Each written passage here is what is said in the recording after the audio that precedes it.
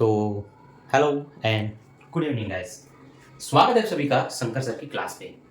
आज के इस वीडियो में हम समझेंगे कि यदि इस तरह से कोई लास्ट में एक हेडिंग लिखा हो आपके कॉस्ट अकाउंटिंग में, जब आप लिफो फिफो हिफो मेथड के क्वेश्चन बनाते हैं कि कितनी स्टॉक की कमी हो गई, ये क्षय हो गई, ये तो नुकसान हो गई।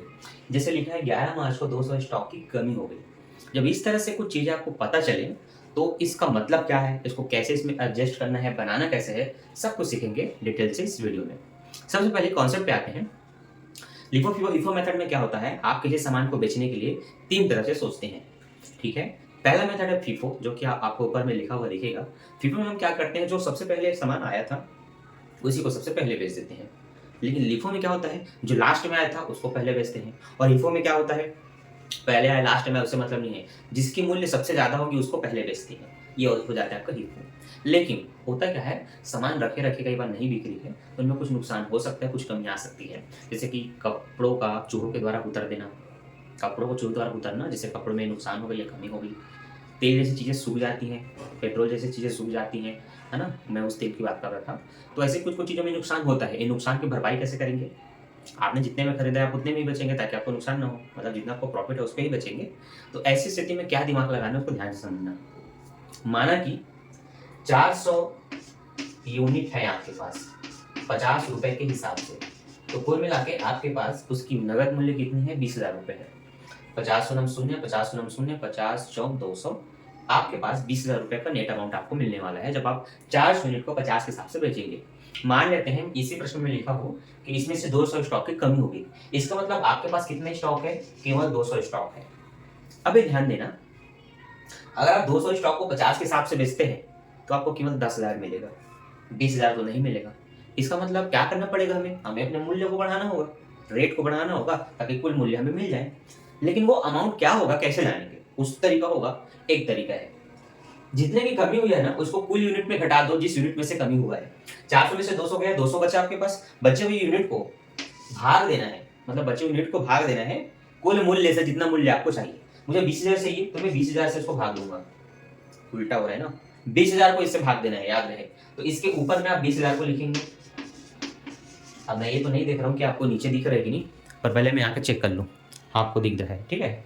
तो मैंने क्या बोला, जितना पैसा आपको चाहिए उसको ऊपर लिखो, यूनिट में जितनी की कमी आई उसको घटाने के बाद जो बचा उसको उसके नीचे लिख के भाग दो। किसके नीचे, कुल मूल्य जो आपको चाहिए उसके नीचे घटाए हुए यूनिट को भाग दे दो। आपने 2 जीरो से 2 जीरो काटा, 2 एक कम 2, 2 शून्य शून्य, 2 शून्य शून्य, 100 रुपये आया। अब आप 200 को 100 से गुणा करके देखिए, आपको 20,000 मिल जाएगा। तो यहाँ हुआ क्या, यहाँ हुआ ये कि जो अमाउंट पहले जो रेट था आपका 50 वो बढ़ करके कितना हो चुका है, वो 100 हो चुका है। बस यही काम आपको ऐसे प्रश्नों में करना है जिसमें स्टॉक की कमी आ जाती है। अगर आप कॉन्सेप्ट को समझ चुके हैं तो अब आपसे क्वेश्चन बन जाएगा, आप बनाने के लिए तैयार हैं। तो चलिए सबसे पहले हम देखते हैं, आपका पहला 2010 1 मार्च को 2000 यूनिट आया 10 रुपए के हिसाब से। हम यूनिट में लिख देंगे 2000, 10 रुपए के हिसाब से कुल 20,000 का सामान आपके पास आ गया है, ठीक है। अब अगला तारीख है आपका 7 मार्च, जिसमें 3,000 यूनिट आया 12 रुपए के हिसाब से। तो आपने यहाँ पर 3,000 लिखा, 12 रुपए लिखा, 12 3 36 होता है, ये आपके पास 36,000 आ गए। अब आपको ध्यान देना है, इनको उधर बैलेंस पे भी लिखना होता है। तो आपके ये 2000 10 रुपए के हिसाब से ये आपके हुए 20,000। अभी आपके पास 3,000 और आया, तो पहले 2,000 का है, अभी 3,000 का और आया, पहले वाला 10, अभी वाला 12, जो कि 20 और 36 लगभग 56 होंगे। तो यहाँ से एंटर में हम लिख लेंगे 56,000 रुपए, ठीक है। इस तरह से हम अपने प्रश्नों को बनाते हैं। आगे 7 के बाद 9 मार्च को 1500 यूनिट इशू हो गया, तो 9 मार्च को 1500 यूनिट जा रहा है। मेथड कौन सा है उसके हिसाब से अमाउंट लिखना होता है। अब मैं पहले फ़ोन को थोड़ा साइलेंट कर लूँ, मैं भूल गया था। ओफ, फ़ोन तो साइलेंट में नहीं हो रहा है। चलो हम अपना वीडियो कंप्लीट करते हैं। तो ध्यान देना, 9 तारीख को 1500 यूनिट जा रहा है। फीफो मेथड में सबसे पहले जो पहले आया है उस मूल्य पे बेचना होता है। तो पहले आया 2,000 यूनिट 10 रुपए के हिसाब से, तो अभी जो 1500 यूनिट सेल होगा, इशू होगा, वो 10 रुपए के हिसाब से होगा, इसलिए आप यहाँ पर 10 रुपए लिखोगे। 15 और इसका गुणा करेंगे तो 15,000 हो जाएगा।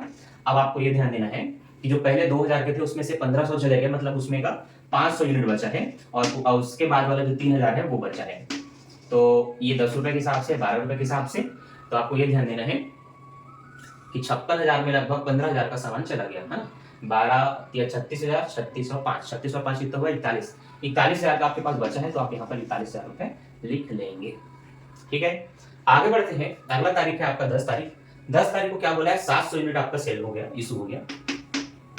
700 लिखेंगे, पर ध्यान देंगे कि पहले आता वो पहले जाता है, तो पहले वाले में से कितना बचा है, 2000 में से 1500 लगे मतलब 500 बचा है, तो अब डायरेक्ट 700 यहाँ नहीं लिख सकते, आपको 500 लिखना है, बताना है 10 रुपए के हिसाब से 5000 तो उसमें से गए, 200 यूनिट और बचा है ना, तो 200 यूनिट लिखो, लेकिन वो किस में से जाएंगे, जो उसके बाद है उसमें से जाएंगे, तो उसके बाद 3000 यूनिट बचा है, अब वो है पहला, उसमें से आ जाएगा 12 रुपए के हिसाब से।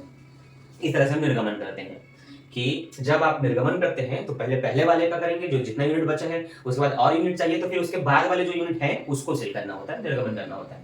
ये 12 दूनी 2400। अब जो 2000 में के 500 बचे थे ना वो तो चले गए समझो, 3000 में से 200 यूनिट चला गया, मतलब कितना है 2800 यूनिट बचा है 12 रुपए के हिसाब से। 36,000 में अगर हम 2400 घटा भी देते हैं तो 36 में तो गया 34, 34 में 400 गया 33,600, इतने का आपके पास बचा है। इन दोनों को जोड़ के लिखना था शायद हमें, ठीक सेंटर में लिखना था, तो अरे नहीं यार ठीक था, मैं गलत अमाउंट को मिटा रहा हूँ, ठीक है ठीक है ठीक है ठीक है, अलग अलग ही दिखाना है, ठीक है कंप्लीट है वो। अब 10 तारीख के बाद 11 मार्च को कुछ बोला गया है, 11 मार्च को 200 स्टॉक की कमी हो गई जो बचे है उसमें से, है ना, तो अब हम 11 मार्च में जो हुआ है उसकी छानबीन करेंगे, ठीक है। 11 मार्च को क्या हुआ है, 200 स्टॉक की कमी हो गई है, कमी को आपको यहाँ दिखाना होता है, इशू वाले कॉलम में, ये याद रखना है, ठीक है। ये बुक में आपको कहाँ मिलेगा मैं वो बता देता हूँ, ये बुक में आपको ना ये उदाहरण नंबर 5, ठीक है, इसके जैसे हैं, इसमें 150 इकाई की कमी हो गई थी, इस 150 को देखो ये 7 मार्च को हुआ है, तो इस अप्रैल को, तो 7 अप्रैल करके इसको यहाँ पर दिखाया गया है, बाकी अमाउंट वगैरह आपको कुछ नहीं लिखना है, ठीक है। आपको ये देखना है कि कौन से यूनिट में से कमी हुई जो शेष बचे हैं। हमारे पास यूनिट बैलेंस में बचे हैं, जो आपको ऊपर देख रहे हैं 2800 बचा है, 2800 में से 200 यूनिट की कमी हो गई, इसका मतलब आपके पास कितने यूनिट है, 600 यूनिट है ना। आप यहाँ पर भी देख सकते हो, पहले यहाँ पर 7 तारीख से पहले 6000 में मतलब जो 6 तारीख है, 6 तारीख में आप देख सकते हैं 1000 यूनिट था, जब 150 की कमी हुई तो कितना हो गया, 1000 में 150 घटाने के बाद 850 हो गया, तो जो पहले 6 रुपए के हिसाब से देखो उसका रुपए बढ़ गया, तो यहीं पर आपको क्या करना है, वो भाग के कॉन्सेप्ट को ध्यान देना है। 2800 यूनिट में से 200 यूनिट चले गए, कितने यूनिट बचे बच्चों, आपके पास बचा 2600, कितने यूनिट बचे, 2600 यूनिट बचे, कुल वैल्यू कितनी है आपको जो चाहिए, 33,600 रुपए चाहिए, तो आप यहाँ पर लिखेंगे 33,600, 2 जीरो से 2 जीरो कैंसिल करेंगे, अब 2 से और काट सकते हैं, 2 एक कम 2, 2 तिया 6, 2 एक कम 2, 2 छक्के 12, 2 अट्ठे 16, 13 एक कम 13, 13 एक कम 13, 3 बचा, 13 दूनी 26, 13 तिया 39, तो ज्यादा हो जाएगा, तो 13 दूनी 26। अब जो मैं भाग करूंगा वो दशमलव में लगभग आएगा ना, तो 1 मिनट मैं कैलकुलेटर में आपको बताता हूँ, क्योंकि एक एक पॉइंट यहाँ जरूरी है, ठीक है बच्चों, तो आप ध्यान देना। 33,600 को जब हमने 2600 से भाग दिया तो 12.9230 करके बहुत लंबा चौड़ा भाग जा रहा है, हम दशमलव के बाद 2 अंक लिख के चलेंगे, तो हम 0.92 को लेकर के चलेंगे, ठीक है। तो इसमें क्या हुआ, मूल्य बढ़ गया, जो 12 रुपए था वो 12 रुपए 92 पैसे हो गए, आप ये समझ सकते हैं, तो वैल्यू उसकी जो रेट है वो थोड़ी सी बढ़ जाती है, इससे ज्यादा कुछ नहीं होता। और यहाँ पर जो समझाया उसे आप समझ सकते हो कि 50 का जो 100 हुआ तभी तो आपको 20,000 वापस मिले, वही कॉन्सेप्ट यहाँ पर हुआ है। तो आपको याद रखना है कि भाग किसको किससे करते हैं, कुल रुपए को भाग करते हैं घटाने के बाद जो यूनिट है आपके पास, 2800 में 200 गया 2600 है, 2600 से हमने भाग दिया, तो हमारा अब कितना बचा इसमें 2600 यूनिट बचा, 12.92 के हिसाब से 33,600 ही रहेगा, ठीक है। आगे बढ़ते हैं, अगला है आपका 12 तारीख को 1500 यूनिट आया 8 रुपए के हिसाब से, तो आप कौन सा लिखेंगे, 12 तारीख लिखेंगे, 1500 यूनिट आया 8 रुपए के हिसाब से, 15 अट्ठे 120 होता है, 12,000 रुपए समथिंग आपके पास आया, 12,000 रुपए को आप इधर लेकर के आएंगे, आपके पास पहले 2600 के हैं और फिर आपके पास 1500 और आ गया, ये 8 रुपए के हिसाब से है और ये आपका 12.92 के हिसाब से है, तो 12 जोड़ देंगे तो 2000 देने पर लगभग 45,600, ठीक है, 30 40 45,600, ये हुआ आपका, क्लियर है, 45,600, इज दैट क्लियर। आगे बढ़ते हैं। हाँ, तो आपने देखा 14 तारीख को 500 यूनिट आ रहे हैं 15 के हिसाब से, 14 तारीख 500 यूनिट 15 पंचे 75 हो गया। अब यहाँ पर हम टोटल करके लिखेंगे कि पहले के कितने बचे हैं, अभी नया कितना आया, देखो पहले का आपका 2600 है, 1500 है और अभी 500 यूनिट और आया, तो आप 2600 लिखेंगे, 1500 लिखेंगे, 500 लिखेंगे, सबका रुपए 12.92, 8 रुपए और ये वाला आपका 15 रुपए, कुल मिला के कितना हो जाएगा 45 में इसको जोड़ दीजिए, है ना।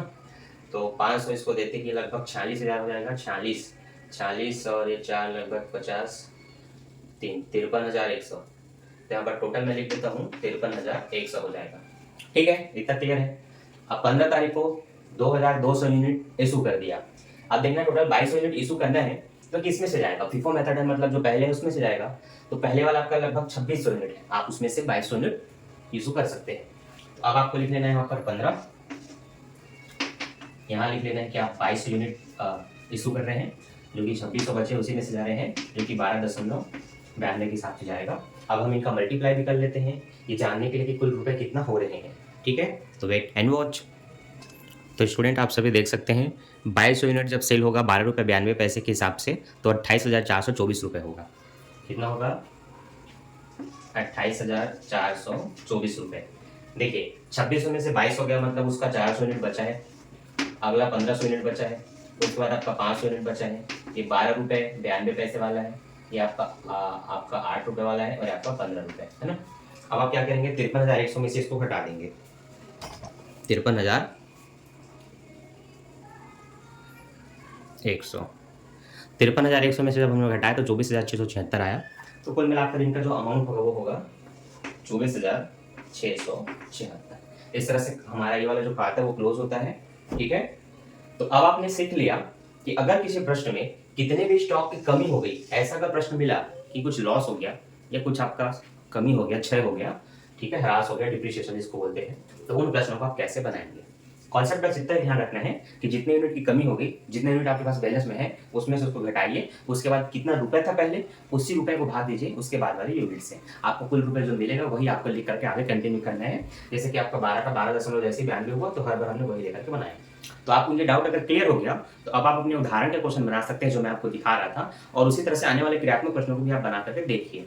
और इसी तरह के और भी वीडियो मिलते रहेगी ताकि आने वाले चैप्टर के प्रैक्टिकल क्वेश्चन आप बना सकें। तो इसके लिए चैनल को सब्सक्राइब करना है, नोटिफिकेशन को ऑल पे सेट करना है ताकि ऐसे हर वीडियो जो इंपॉर्टेंट है आपके लिए उसकी नोटिफिकेशन आपको टाइम पर मिल जाए। बाकी दोस्तों में शेयर कर देना, वीडियो को लाइक कर देना। मिलता हूं नेक्स्ट वीडियो में। Thanks for watching, bye bye bye.